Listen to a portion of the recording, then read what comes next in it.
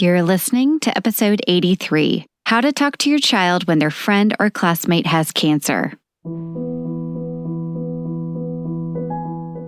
Hello, my friends. Okay, I know I say this a lot, but I'm so excited to have you here today because I get to introduce you to my Holly. Everyone should have a Holly in their life. They're that positive, optimistic, skilled, loving friend. And I got to have her as my supervisor in child life. And I'm not going to tell you how many years ago that was because that will make us both feel old. But when it comes to talking about cancer with kids, there in my mind is no one that compares to Holly Senn. So we are going to be talking about how to talk to your child when their friend or classmate has cancer and what are some of the key things you can go over. And I think this is great for teachers to hear. This is great for parents to hear, and we're just going to go over a really open, kind, and educational way to talk to your kiddos. And then I'll also be sharing with you this new productivity drink that I've been trying called Magic Mind, which I can't wait to tell you about. All right, let's get started. Well, why don't you just start off by talking a bit about yourself and where you come from and your experience in the child life field? Okay. I have been at Inova Children's Hospital, for this September, it'll be 17 years working on the Peds HEMONC unit. And I came by way of Mississippi, born and raised there, went to school at University of Southern Mississippi, where they had a bachelor's program in child life that I was lucky enough to find. And then did my internship for child life at Children's Medical Center in Dallas. And then I actually was able to find a child life fellowship at Texas Children's Hospital in Houston. And that was a year-long adventure, just scheduled for 1 year. And it happened to be in the HEMONC outpatient clinic there. Really, that was my first exposure to hematology-oncology. And in that case, I actually did more work with the hematology population than I did with the oncology population, just because of how the position was designed, but ended up helping out a lot with oncology as well. So when that was over, I looked for jobs every which way, every coast on the United States, and ended up here in Virginia at Inova Children's Hospital on their inpatient HEMONC unit, which also has kids that are overflow, basically, kind of what we would call in the healthcare world as clean kids. So like your appendectomies or kids that have gotten their tonsils out and just need some observation. You're giving away our hospital lingo there. I know. It's a good thing, though, to be considered a clean kid. Oh, gosh. Yeah, let's not talk about the dirty ones. Yes, right. What do you think it is that kept you so engaged for 17 years with hematology-oncology families? Like, what's special about them? I really enjoy being able to create relationships and see someone through difficult times. And so I think the HEMONC population really gave me that opportunity to work with families on a more long-term basis and really have opportunities to not just help them through a procedure, but also be there to help celebrate the positives that happen in their life, the graduations from kindergarten, the birthdays, different huge milestones that happen in their treatments. And I just, talking about it now, it makes me, it is very family oriented in that fact. And I'm a very family oriented person.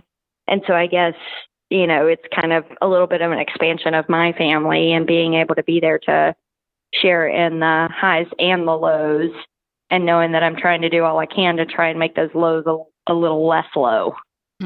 Yeah. Well, I think, in honor of Childhood Cancer Awareness Month, which is this September, we thought it would be a good idea to talk about how do we explain and talk to the siblings, cousins, classmates of these kiddos who have cancer. And you have a lot of experience in going to schools and talking with siblings and children from all different ages and stages. And I wonder if you would share with our parents who listen a way they could go about this conversation. And I want to say, of course, this is built on cancer. Kind of this is the topic of our conversation, but really, what do you think? We could probably apply this to many different diagnoses. I could even think COVID at this time, just this idea of being separate or being different than, and how do you approach these tough conversations? And so would you kind of lead us through what you do in your practice? Sure. Yeah. And I think it does. It can apply to many different diagnoses or just, changes like you mentioned, COVID that we have going on. And, one of the biggest things when I talk with parents or I talk with schools before going into a school is, being open and honest. I'm a very big supporter of honesty. And that doesn't mean that you have to give all the fine little details and everything. We, of course, want to make sure that our honest explanation is age appropriate. So choosing words that make sense for that age group to help explain things is what's going to be the most important thing. I think it's important to use one thing that I find very useful is using analogies that kids might be familiar with. So, for example, I might explain to some siblings that are maybe like 4, 5, 6 years old, I might use a superhero analogy to kind of explain how cancer is in the body and how chemotherapy works with labeling the cancer as the villainous. So let's take Spider-Man and Venom. Maybe the cancer could be called Venom, who we know is the evil Spider-Man guy, and the chemo is known as Spider-Man, who goes in to help get rid of the bad guy. And sometimes, we have to have that discussion of sometimes good guys get in the way and get a little hurt, but we fix them back up. And that's a way to talk about blood counts changing. So I won't get into too many details, but I think it's really important to find an analogy that kids can relate to in order to help them understand. And you're not sugarcoating anything. You're being honest. You're being age appropriate. And I think the biggest thing is to start basic. We never know where kids are coming from, whether that's in your own family, what they've witnessed on TV, what they've overheard in conversations, or especially children from outside of your family that are maybe classmates. We don't know about different cultural beliefs of everything. So I think starting basic and then allowing children to kind of guide that conversation of what they want to know, how much they want to know is really important. And it also gives them a little bit of control over that as well, with trying to help them not get overwhelmed too quickly. A lot of the concerns, I think that's all such good advice, but a lot of the concerns parents have is, how do I deal with the emotional reaction of the kids I am telling this information to? So what is your experience and how do kids react to you when you're explaining this in a classroom setting or one-on-one with a sibling? What are the emotional reactions you see from kids as you're explaining it in this way? Yeah, when I've seen a variety of reactions, I've had kids that are very engaged and just like soaking up every single word that comes out of my mouth. I've also had some kids that appear very flat affect.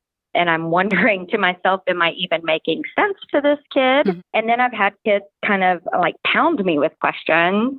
I've had kids cry. And, I think it's important that to know that every child is going to react differently, and that's okay. There's no set way that we should expect anybody to react when we're telling them news of a cancer diagnosis or of a treatment changing, because everybody's ability to cope with the information they're being given is different. And so we just want to be supportive for that. And if kids are crying, it's okay to let them know, it's okay to cry and be upset about this.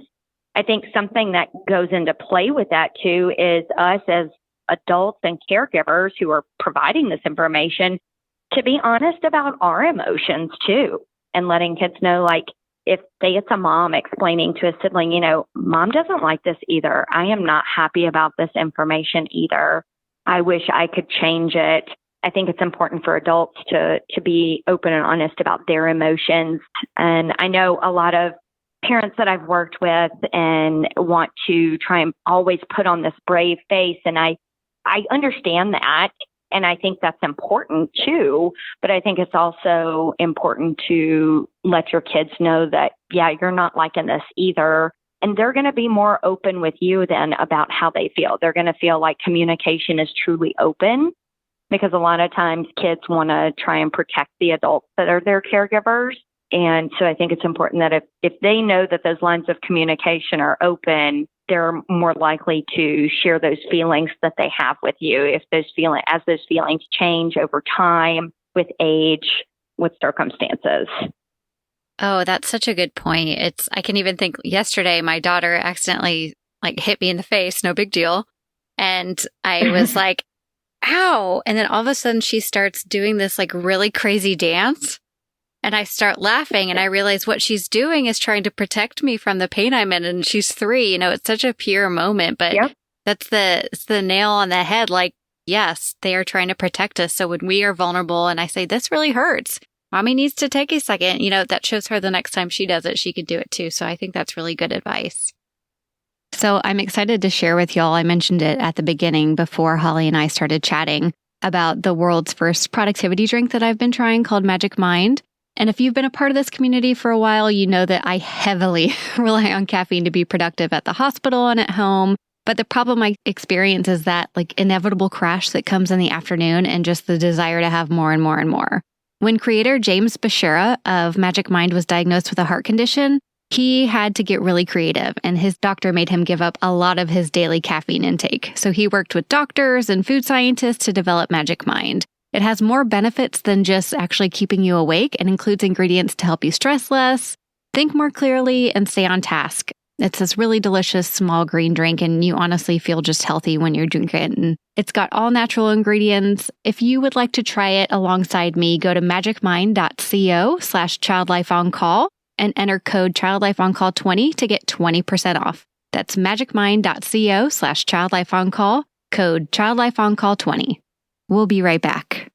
As a child life specialist who has worked with hundreds of children and families over the past decade, I know that no 2 children are the same. That means I need access to tools that can easily adapt to whatever situation I'm in. SmileMakers has thousands of unique items that help me navigate every scenario. Whether I'm looking for stickers and prizes for goodie bags for my patients or even my own kids, or I'm in child life specialist mode, working clinically to help a child cope with a medical procedure. I'm happy to support SmileMakers because they are a company who prioritizes the mental and emotional well-being of children by offering smiles on every page. Head to smilemakers.com when you're looking for a tool, toy, or prize to help a child smile. Use code ONCALL20 for 20% off your order of smile-making stickers, toys, patient supplies, and more. Yeah, I think it's important, even like you said, with a hit in the face. I mean, that's not really a little thing, but we think of the world being as crazy as it is now with all that kids are exposed to and everything. It's important for them not just to overhear and assume that, oh, well, I have to be strong and brave because mommy doesn't ever get upset about this either. And it honestly, in the end, I think makes them more scared than anything. And so how do you wrap up a conversation too? Because I think that's sometimes the fear is okay, so I've said what I need to say. I've been honest. I've given analogies, but how do I finish this really difficult conversation?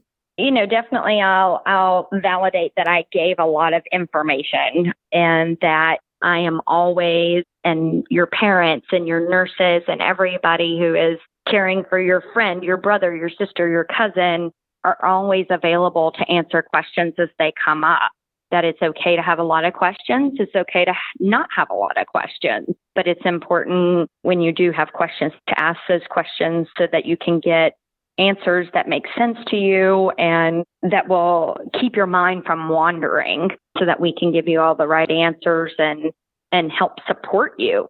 And letting them know that they're an important part of the process too. It's not just the child who is ill, but that it is very hard. I've known several families where it's been harder on the siblings than it has been for the child that's diagnosed as far as coping-wise goes, because mom and dad are away, schedules get changed and everything. So really letting them know that you're there for them to help support them through anything, making special time for them, I think is important as well. So it's almost not like shutting the door on the conversation and saying, okay, we've done it, check mark. It's like, okay, this is the beginning of many ongoing conversations. Definitely. And I always tell if I'm doing kind of an education session, especially like at bedside in the hospital with a sibling, I always be like, you can always ask your mom questions. And if she doesn't know, she has my phone number and she can always call me, or you can come back again to visit. And then with like school settings and everything, I'll always tell the teacher in front of the class too that, if kids have questions, you can tell your teacher and she can email me and we can get those questions answered and everything. So I think it's important to keep that door of communication open and flowing. Well, you were just so awesome. And before I have to let you go, I was wondering if you could give us any of your favorite resources that you give to families that are dealing with childhood cancer. Oh, man, there's so many. I know. My resource list has definitely grown over the years, but it's funny because one of my new favorite resources is actually from someone you have had on your show before, Elizabeth Billups, called A Puddle Jumper's Guide to Kicking Cancer. After I actually heard your podcast with her and then looked at that book, and it is a fabulous book. Oh, I love it. So that's a great book with awesome pictures and very good child-friendly explanations, as well as a glossary in the back. There's also another book called Chemo, Craziness, and Comfort, put out by the American Childhood Cancer Organization. If you look it up, it says it's written for kids ages 6 to 12. Honestly, in my opinion, it's for anybody that can read. So it breaks everything down. It has chapters. It actually has a place in the back for patients to journal. It talks about after treatment. It talks about returning to school. It talks about friends. So that's another really good, easy to understand resource as well. I could give you a list a mile long, but I know we only have a little bit of time. Well, I think those are really great resources, and I'll make sure to link to them. And then my final question for you is probably the most difficult question. Oh, gosh. Who has been your favorite intern throughout your child life career? I think it was this girl, maybe named Katie. Thank God. I have been wanting to ask you this question for years. I think she has like her own podcast now or something too. I know, it's crazy to think. I mean, I'm sorry, you just breed greatness, and that's just what it is. I like to think I had a little something to do with your confidence and your success in life.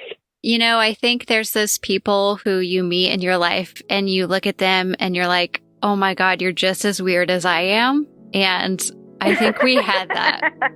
I fully support that. Well, I love you, Holly. And if people want to follow along with you and just see the antics of Holly Senn, how can they do that?